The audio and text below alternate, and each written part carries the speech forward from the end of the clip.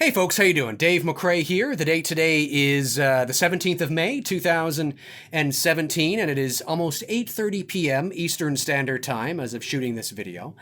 So we're going to talk about the new Halloween movie today. And the new Halloween movie, of course, comes out in the fall of 2018, and it begins shooting. News just dropped today that they say that they're planning on starting principal photography this fall, which of course makes sense depending on where they're going to be shooting. They probably want that fall autumn environment with the leaves and the what I'm talking about. Anyway, but who knows? Maybe they're shooting in California where it doesn't make a fucking difference. But that being said, yeah, we're going to talk about Halloween today, the new Halloween movie, and because I've been getting a lot of messages. A lot of people have been inquiring with me, and they want to know my thoughts because they know that I know a lot about the Halloween films. They know that I know a lot about the Halloween franchise. They know that I make Halloween fan films, and they want to know my thoughts on the direction of this new Halloween film and sort of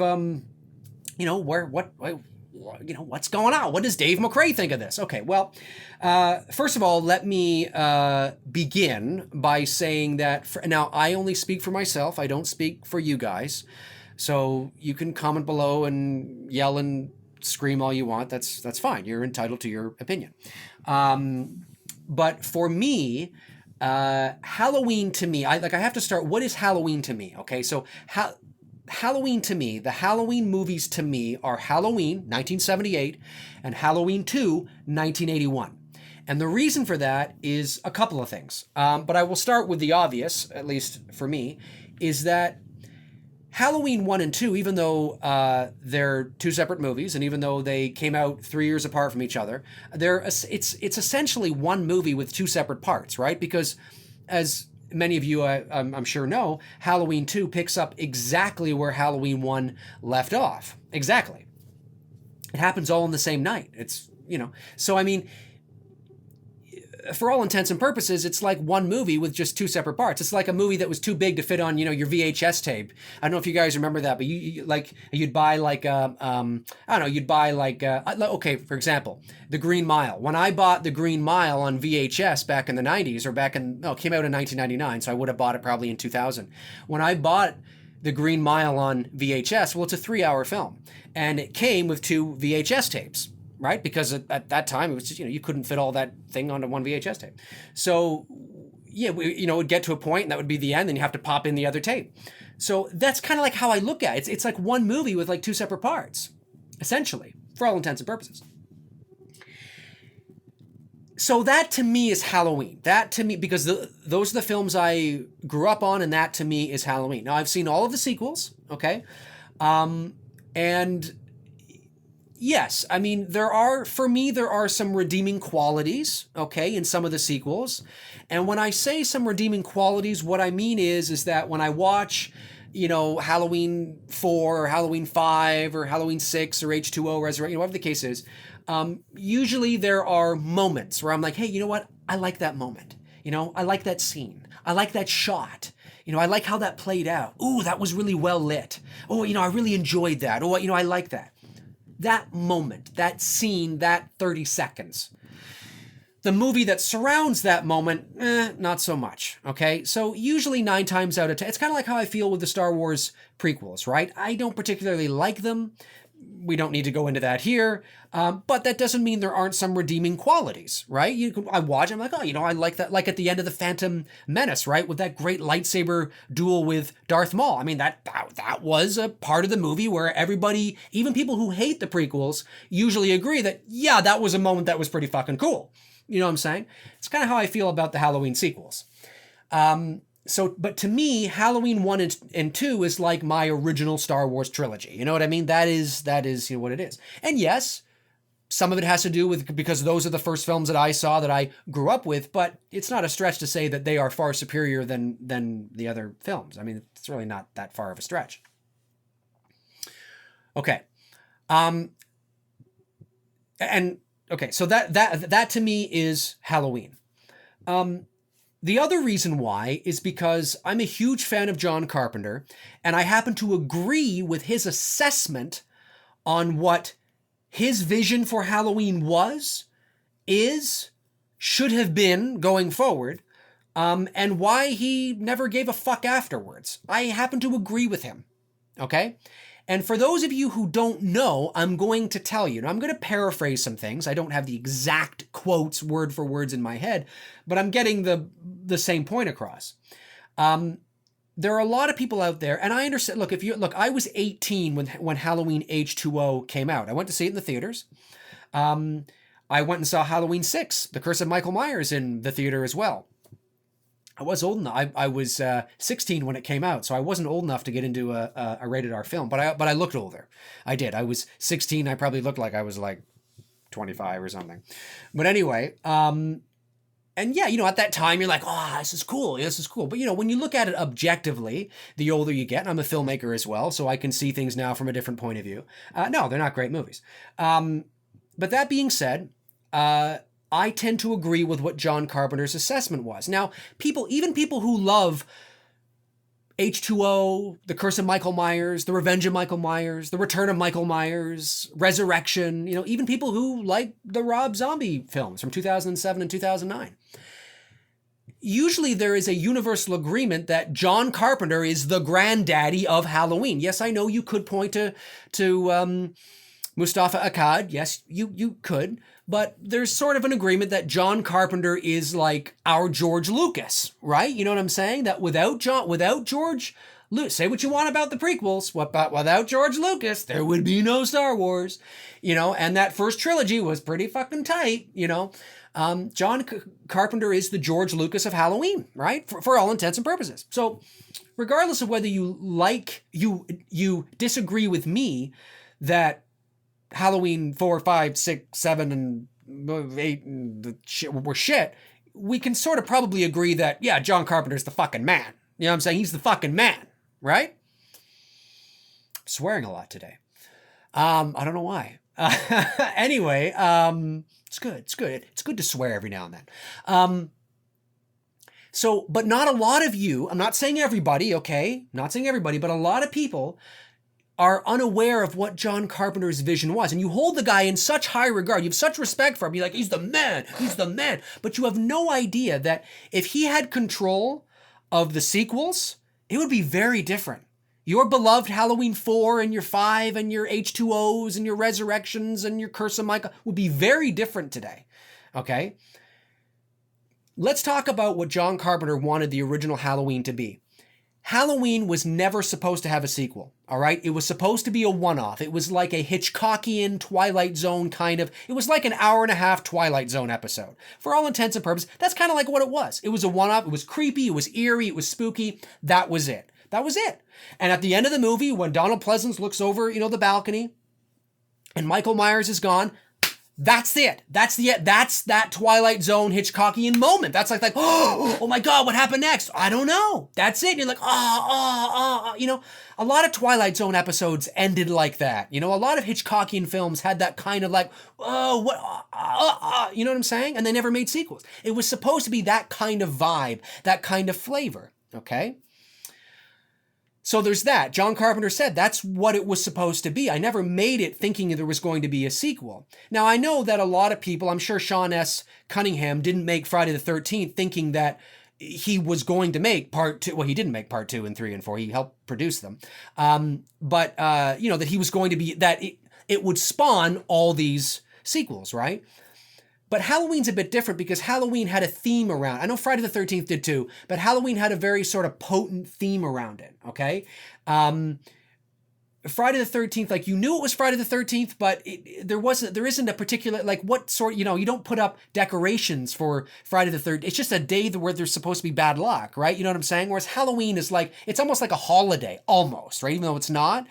And there's a lot of lure to Halloween. And so there was this sort of like, it served as a one-off better and more appropriately than a Friday the 13th would or a Nightmare on Elm Street would, right? Halloween, it served kind of its purpose, okay? So now let's talk about John Carpenter's vision, which I agree. I agreed with that. Okay, the older I got, and when I found out that information, I was like, yeah, it makes sense. And when you watch the movie, you're like, yeah, I get it. It makes sense. I can see that it makes sense. And it made me like Halloween even more. Halloween 1 is my favorite of all the Halloween films. Let's talk about Michael Myers.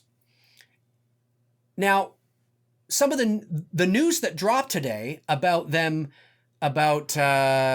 new Halloween film, which is starting production this fall, people were sort of way out in left field. They were kind of like, when they found out that Danny McBride and David Gordon Green were like taking the helm and writing and directing the movie, like, who the fuck are these guys? And I have to admit, I was the same way. I was like, who the fuck are these guys? And I looked at their IMDb pages and I looked at their resumes. I'm like, really? Really? You know what I'm saying?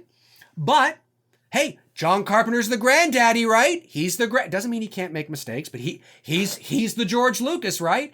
And apparently, I wasn't there, but apparently Danny McBride and David Gordon Green, getting their names right, yep, took probably not a script, but probably an outline or a treatment or an idea to John Carpenter and said, here's an idea we have. And he was like, boom, that's it. I'm on board. Yes. Now, we don't know what the fuck that was. And John Carpenter's getting, he's getting up there in age, and who knows if he was smoking a little too much of the green stuff, but who knows? But he liked it. And that tells me, knowing what I know about John Carpenter and how much I love the first Halloween, that told me, hopefully, that there was something in their script and in their treatment and in their idea that was very reminiscent of the roots. Now, this is all out now. I mean, they've even come out and said, well, we want to go back to the base. Well, how many times have we heard that in Hollywood, right? How many times have we heard, we're going to go back to the basics, we're going to do this, and then you see the movie and you're like, oh, fucking, like, yeah, they kind of did, but it was really poorly executed. And you know what? Maybe that's going to happen here too. Maybe we'll all go see the movie in October of 2018 to celebrate the 40th anniversary of Halloween, and we'll walk in and we'll leave and we're like, that was fucking shit. That was a fucking pile of shit. We don't know. We don't know, right? But hey, if John Carpenter, George Lucas, right? If John Carpenter's like, yeah, this is what I want. This is reminiscent of, yes, I want to produce this film. Fuck, I just don't want to produce this film. I might come back and fucking score this film. Okay? Because he might even do that, right? It's like, really? What the fuck? Is he on crack? Or is this script that, or is this idea that good? You know what I'm saying? So that gives me some hope because they seem to get it. So now, talking about Michael Myers, news dropped today that that Danny McBride and David Gordon Green are taking even Michael Myers back to his roots in the sense that he's going to be a mortal being. Now, I know there are a lot of people out there who maybe grew up with the subsequent sequels, or maybe even maybe your favorite movie is Halloween H2O. Maybe your favorite movie's Resurrection. Maybe your favorite movie is the Rob Zombie film. Maybe your favorite movie's The Curse of Michael Myers. It's okay. I'm not judging you. It's fine. I don't like them, but I mean, again, there's some redeeming qualities, but they're not my favorites, but that's okay. But Michael Myers was never supposed to be immortal. Okay. He was never supposed to be indestructible. Okay. He wasn't supposed to be that way.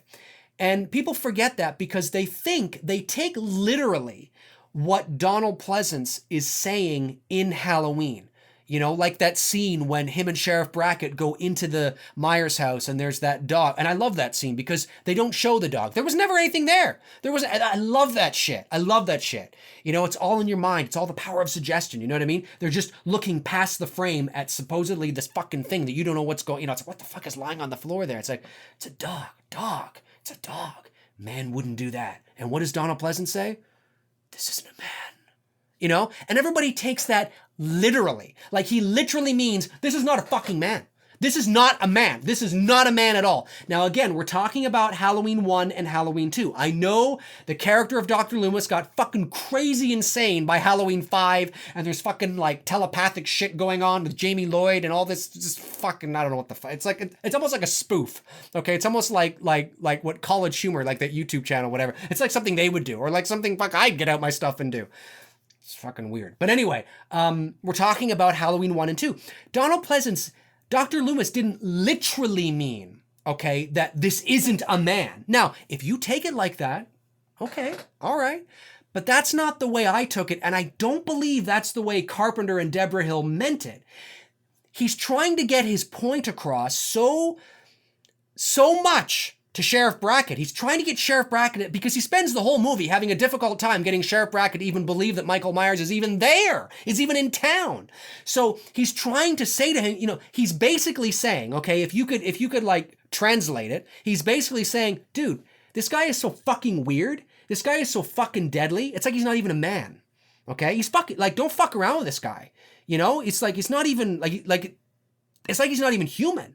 Like at the beginning of Halloween 2, when you see, I believe it was this scene, when it's the POV shot, and you see the sheriff's car pull up, and Dr. Loomis gets out, and he's like, Sheriff says, come on, you couldn't have shot him. No man can take 6 shots, or whatever. Oh, no, was it that scene? Anyway, he says, I shot him 6 times. He isn't human. He doesn't literally mean he's not human. He's saying, I can't, like, who the fuck can do that? I shot him 6 times and he just got up and walked away. That's like not even human. He's emphasizing how fucking weird this fucking night is. How fucking weird shit is going down. Are you fucking kidding me? That's it's fucking weird. Now, okay. John Carpenter's vision of Michael Myers was to have supernatural elements to him. He's still a guy. He's still a dude. He's still a man. But he's there, and then he's not there. He's like what Carpenter says he says he's like the wind, right? He's like a force of nature. He's there and he's not there. It's to keep you in the same position as the characters on screen. So the characters have no idea what the fuck is going on. You as an audience member have no idea what the fuck is going on. So you're put in the same position as the characters, and you're going on the journey together, right? It's not like you're one step ahead. Well, I mean, you could be, because you might see his mask when the characters don't, or something like that. But in terms of what's going on, like, you're kind of in the same position as these babysitters. You know what I mean? Like, what the fuck's going on here? Like, who the fuck is there? He's not there. What the fuck is this, right? But he was never supposed to be like literally supernatural, like Jason or Freddy Krueger. He was supposed to have these really weird supernatural elements. Like there's something, wow, like this guy's fucking, like he's fucking creepy, man. He's like, well, he's there and then he's not there, and where the fuck? When in reality, well, he just moved out of the way, but he moved so fast. It's so, the illusion is like, whoa, like what the fuck? Now, it's like a magician, right? It's like you're on stage and you believe this guy's really fucking making the Statue of Liberty disappear. He doesn't. He doesn't make the Statue of Liberty disappear. But the illusion is so good, okay, that you're just like, what the fuck? Like, holy fucking shit, man. But you know the guys, there's nothing like literally supernatural about it. So there's that sort of magic kind of flavor about the character of Michael Myers. He's like a force of nature. And it's extra creepy because of that. It's like, how is he doing that? It's not scary when Jason gets up and walks away, because it's like, well, yeah, he's fucking Jason and he's fucking immortal and he's a fucking supernatural being. It's not scary when Freddy Krueger dies and then comes back, because you're like, well, yeah, that's expected. You know what I'm saying? But when Michael Myers gets shot 6 times and gets up and walks away, that's why Dr. Loomis is like, I shot him 6 times and he just got up and walked away. He's not even human. Like, I don't even get this. It's like, what the fuck is going on tonight? You know what I'm saying? That's what makes Halloween so great. That's why the character of Michael Myers worked so well. Okay? It's not in the literal sense that he is. Now, I'm talking about Halloween 1 and 2. Now, that's why at the end of Halloween 2, he burns in the fire. So let's talk about that. Okay, let's talk about Halloween 2. So when Halloween 1 ended, and if you recall, I'm talking about how it was supposed to be this one-off Hitchcockian Twilight Zone kind of thing, right? Well, it became the highest grossing independent movie in motion picture history. I believe so, at that time, grossing over $55 million. Okay, it was a huge box office success. It was, for the most part, a critical success as well, on a budget of $320,000, give or take, dollars. And it's just kind of like, at that time, $320,000. It's more obvious. I haven't adjusted that for inflation, but anyway, it's like, are you like, really? So of course they want to do a sequel. Well, Carpenter didn't want to do a sequel. The granddaddy of Halloween didn't want to do a sequel. He didn't. He saw no reason. He's like, why? This was supposed, there's no reason to do a sequel. The more, if I do a sequel, it ruins the allure and the mystique of this, what the fuck is going on, that we created in this first film. And he didn't, they're like, well, okay, but money talks, right? Okay, so he came back. I believe Deborah Hill came back as well. But he didn't direct it, right? We know that Rick Rosenthal directed Halloween 2. And strangely enough, he also directed Halloween Resurrection. I don't know how the hell the director of Halloween 2 can be the same guy that directed Halloween Resurrection. But anyway, I guess everybody's got a bad day at the plate, right? So anyway, and Carpenter's even on record is saying, I don't know what the fuck to do. Like, how am I gonna, okay, so I'm gonna write this thing. What the fuck? Like, I don't know what the, and I believe, I'm paraphrasing, but I believe he even said, I wrote the fucking thing at 3 o'clock in the morning with a 6-pack of beer. So who knows if he was even sober when he wrote this thing. But did it work? It did. He wrote something that actually worked. But Jamie Lee Curtis, Laurie Strode, was never supposed to be Michael Myers' sister. And John Carpenter's on the record of saying, I didn't want to do that. I really actually don't like it. But I had to do something to keep the narrative going because we couldn't do the same thing. Like, we had to sort of like, how can I make this make sense and give it the best probability of being successful, being the same, like the same elements that we began with one, but having there being some new stuff in there to keep the narrative moving forward and not just sort of spinning around in a circle, kind of the same thing. Like, we're actually pushing the narrative forward. So he created what we see in Halloween 2, which worked. Okay, it did work. And the idea of having it pick up exactly where one left off was actually a really good idea. But it was never supposed to be that way. But again, in Halloween 2, Michael isn't immortal. He isn't supernatural. He's got that flavor that, what the fuck, man? This got the fuck. But he's not supernatural, okay? There's flavors about him that are supernatural. Yes, it's like he's there and he's not there, and he's in the shadows, and then he's there, and then, he walks through this glass and things like that, and you're like, what the fuck? But that's why when he's shot in the face, shot in his eyes, he bleeds. That's why he's on fire and he is dying at the end of Halloween 2, because he is a man. John Carpenter said he is a guy, okay? But there's just that flavor, we always keep you kind of going, I don't know, man. It's like keeping the conversation. Well, I don't think he is. Well, no, he is. I don't think. It's keeping that doubt, just putting that little seed of doubt in you all the time, just enough to make you go, I don't know how the fuck you did that, man. That's he's a real guy, eh? Fuck, it's just weird. Like, what is it with this guy? You know what I mean? And that's what makes it scarier, because he's a guy. He's mortal. He can bleed. This stuff. Whereas Freddy and Jason, by the 8th, 9th movies, it's scary. It's not scary. You know what I'm saying? And he wrote Halloween 2 the way he did. John Carpenter, the granddaddy of Halloween, ended. He wanted a definitive ending with Halloween 2, because like I said, there's no need to go on. Like, what are we going to do? There's no need. This is good. Okay. All right. We were able to get away with one sequel that was pretty successful.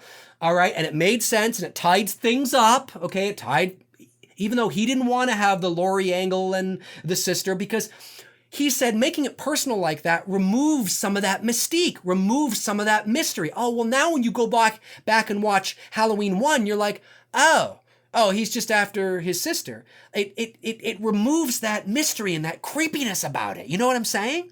Not all of it. I mean, it's still a great movie, but now it's kind of like, oh, like you don't watch it the same way anymore. And Carpenter never wanted that, because he's like, oh, this now it's a sister. No, I want it to be like this fucking guy who's fucking weird, who's doing this for no fucking reason. And it's like, what the fuck? Remember The Strangers, okay? The movie The Strangers that came out in 2008. There's a line in there where I believe it was, who's the main female lead in that film again? I forget her name now. It'll come to me. What's his face? Aerosmith's daughter.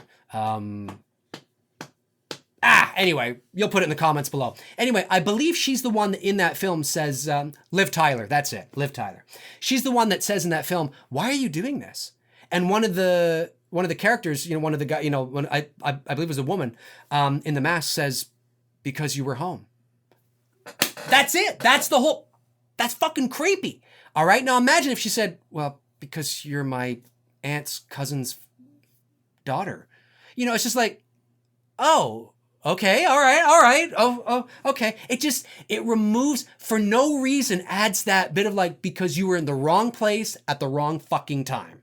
Okay, and that's scary shit, man. That's scary shit. That doesn't mean that films and narratives and plot points that are personal can't be scary either. But when you establish something like they did in Halloween 1, and then you kind of go backwards and say, oh, well, it was personal, it's like, oh.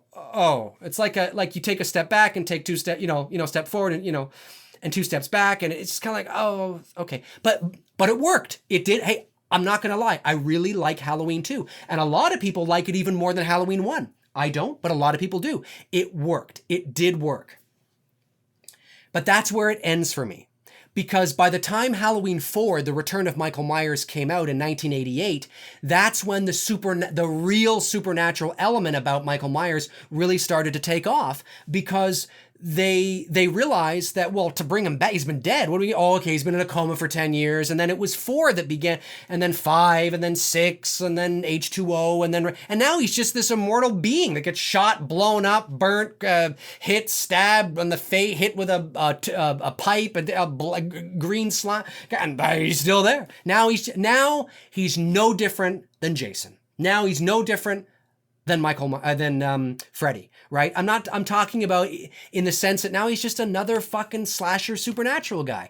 And what made Michael so special in the first 2 Halloween films was that he wasn't that. He wasn't this supernatural being. He was just like, what the fuck? You know what I'm saying? He was this dark, really disturbed person. It's like Charles Manson, okay? We can all agree that Charles Manson is one fucked up guy, one fucking scary dude.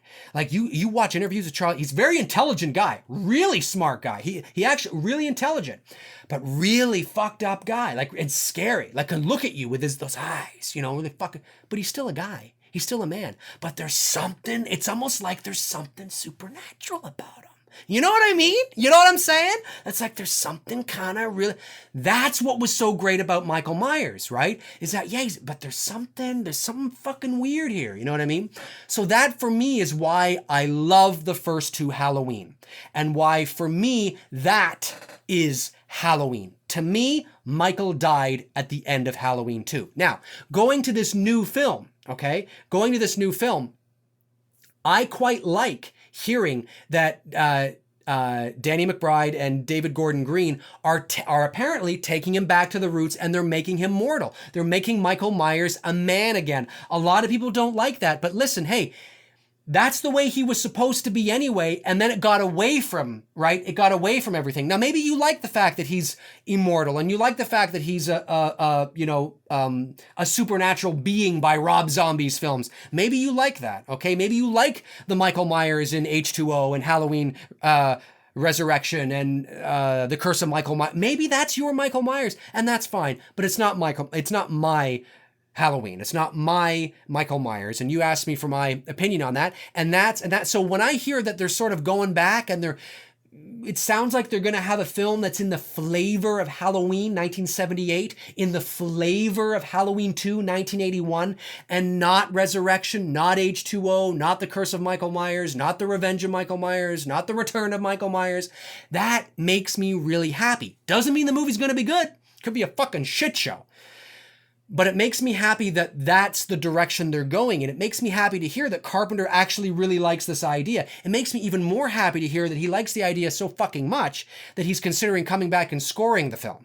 I'm like, whoa, that's like, because Carpenter fucking didn't give a shit about Halloween. It was like pulling teeth to get him to go to any convention. It was pulling teeth to get him to go to any anniversary regarding Halloween. I mean, he does it kind of now, but for years it was like, yeah, you're never going to get John Carpenter going to any. And now he kind of shows up every now and then. You know what I'm saying? So maybe it's in his older age, he's kind of becoming a little more, a little more sort of open to the idea and not, quite as against it. But I like my only reservations are Danny McBride and David Gordon Green, not the direction for which they talk about.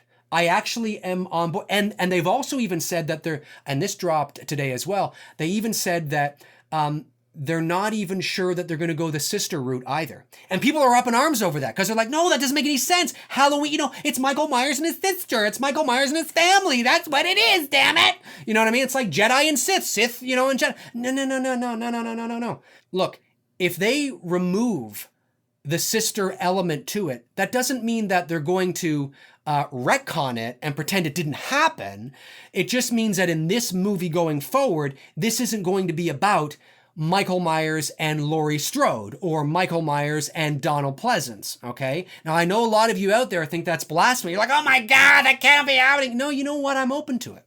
I'm open to it because we've been there and we've done that. You know, we did it for, Halloween 4 and Halloween 5 and Halloween 6 and H2O and Resurrection and Rob Zombie's Halloween in 2007 and the sequel in 2009. We've been there and done that. I'm open to this idea. If they go back to the roots of what made Halloween Halloween to begin with, okay, all right, you have my attention. John Carpenter's excited, the granddaddy of Halloween, the guy everybody holds in so fucking high regard, the guy people would line up for 4 hours at a fan convention to get his autograph for. He likes it. Okay, hey, you know what I'm saying? So that is why I'm not excited, but I'm cautiously optimistic. I'm kind of like, okay, this is interesting. And going in that direction, I'm kind of like, I kind of like this. Because then it kind of opens up the idea that Michael Myers is this, he's mortal, but he's that force of nature again, right? It's that in between. It's not supernatural, and it's not like it's that in between supernatural and real, right? And reality. But it's more reality than supernatural, but it's that flavor, that they're not there, that force of nature, right? That like the wind kind of thing. I like this. And it sounds like that's the direction they're trying to go back to.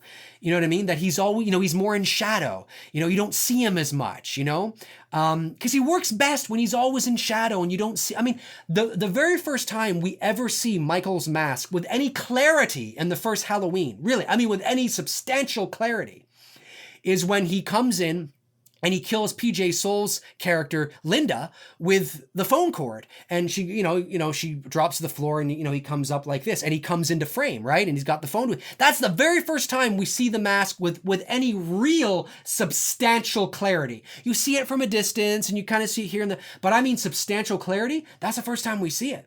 And that's like, what is that? At least halfway through the film, It's only a 90-minute movie, but at least halfway through the film. So I like that. He works best when he's always in shadow. He's there, he's not there. You think you see him, but maybe I didn't see him, That's the supernatural vibe, but he in and of himself isn't supernatural, but it's that flavor of Michael Myers which makes the character so great. And that's sort of the vibe that I tried to do with my recent fan film, Halloween the Night He Came Back as well. If you haven't checked it out, check it out. It's on my channel. So anyway, guys, comment below. Let me know your thoughts on what you think of this new Halloween film that will be released on in October the 19th, I think it is, or something like that, 2018.